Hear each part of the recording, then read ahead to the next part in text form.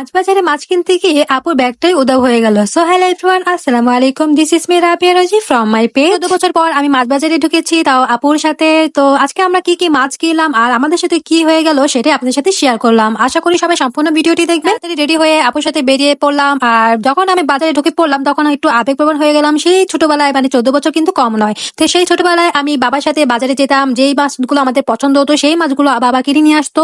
আর মানে এইগুলো আমার মনে পড়লে আসলে খুবই খারাপ লাগে। ছোটবেলার দিনগুলো তো আর কিছু বলার নেই, সবারই খুবই খারাপ লাগে আর মনে পড়ে। তো যাই হোক, আজকে আমরা যা যা মাছ কিনলাম সেগুলোই দেখাচ্ছি আর কি। তো একের পর এক মাছ কেনা হচ্ছে, দেখতেই পাচ্ছেন যে ব্যাগ পুরো ভর্তি হয়ে গিয়েছে। মানে আমার মাছ বাজারটা খুবই ভালো লাগে সবসময়, মানে সেজন্য যাওয়া হতো বাবার সাথে। আমার মাছগুলো দেখতে মানে খুবই ভালো লাগে, এমন তাজা তাজা মাছ নিয়ে আসা, তারপর হচ্ছে খাওয়া, তো অন্যরকম একটা অনুভূতি আর কি। তো যাই হোক, আপু যেহেতু 1 মাসের বাজার করে, একেবারে মাছ বাজার করবে, সেজন্য আজকে মাছই কেনাকাটা হবে, অন্য কিছু কেনাকাটা হবে না। তো এর ফাঁকে আমরা কিছু হাতা, তারপর হচ্ছে গিলা কলিজা, এগুলা নিলাম আর কি। মায়েশা মানে খেতে চেয়েছিল, সেজন্য মা ফোন দিয়েছে, তো আমরা এটা নিয়ে নিয়েছি শেষ পর্যন্ত। তারপর আমরা চলে গেলাম মুরগি দোকানে। আপু এখানে 2টা মুরগি কিনবে, সেটা আর কি দেখানোর চেষ্টা করলাম। আর এই বাকি ভিডিও যে একটু ক্লিপ ছিল সেটা তো আমি শেয়ার করেছিলাম, একটা ফানি ভিডিও বানিয়েছিলাম। তো এটা আমাদের মুরগি কেনাও শেষ। আর মুরগিগুলো এত সুন্দর ছিল, মানে দেখতেই বোঝা যাচ্ছে কত সুন্দর। তো আমি কিছু ভিডিও ফুটেজ নিয়ে নিলাম। আমাদের বাজার করা শেষ হয়ে গেছে, তাই একটা অটো নিয়ে রওনা হয়ে গেলাম বাড়ির উদ্দেশ্যে। আর বাসায় গিয়ে কি কি হলো আর বাচ্চারা কেমন কি রিয়েক্ট করলো সেটা আপনাদের সাথে শেয়ার করলাম। আজকে বাসায় গেলে কার কার বাবুরা এমন করে সেটা অবশ্যই কমেন্টে জানাবেন। কি করছে ঘরে এলো বলে দেখছো? হ্যাঁ, এখানে আসবে। পারবে না, পারবে না। নানুকে দিয়ে আসো, মুরগি মুরগি, নানুকে দিয়ে আসো। ভালোবাসা দেখাচ্ছে। বাড়ি থেকে যখনই যাই তখনই তো মানে কিছু না কিছু নিয়ে যায়। সে আশায় মানে দুজনেই পুরো দৌড়ে আসছে আমার কাছে আর কি। ওর মায়ের কাছে না গিয়ে সোজা আমার কাছে এসেছে।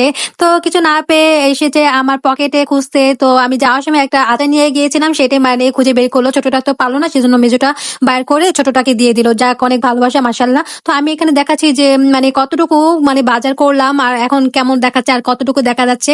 তো যাই হোক, আমরা তখনও বুঝতে পারিনি যে আমাদের মানে মানিব্যাগের টাকাটা উধাও হয়েছিল বা হিসাব মিলছে না, টাকা কেন কম আর কোথায় শর্ট হয়ে গিয়েছে সেটাও তখনও বুঝতে পারিনি। এখান দিয়ে মাছ কাটাকাটি করছে আর আমরা এখানে ছিলাম সবকিছু, মানে হাতা মানে যে পা গুলো ছিল এগুলা। তো মাঝখান দিয়ে অনেক কাজ হয়ে গেছে, মাছ কাটা হয়ে গেছে, এগুলো দেখানো হয়নি। মা এখান দিয়ে দুপুরে রান্নাও বসিয়ে দিল। তো দুপুর শেষে আমরা সবাই ঘুমাতে গেলাম, রেস্টও নিলাম। আর বিকেলবেলা হলে মা চা বসিয়ে দিল, আর তাড়াতাড়ির জন্য এটাতে বসিয়েছে যেন তাড়াতাড়ি গরম হয়ে যায় চাটা। আর ইতিমধ্যে মা মানে হাত মানে পা গুলো রান্না করে দিয়েছে, যেহেতু মাসে খেতে চেয়েছিল সেজন্য। তারপর হচ্ছে দিয়ে মা আবার সন্ধ্যার সময় ফুচকা নিয়ে আসলো, সেটাও একটু ভিডিও ক্লিপস নিয়ে নিলাম আপনাদের দেখানোর জন্য আর কি। সেদিন ছিল খাওয়ার পরে খাওয়া, যেহেতু সারাদিন কষ্ট করেছি, বাজার করেছি, তো একটু তো মানে হতেই হয়, তাই না?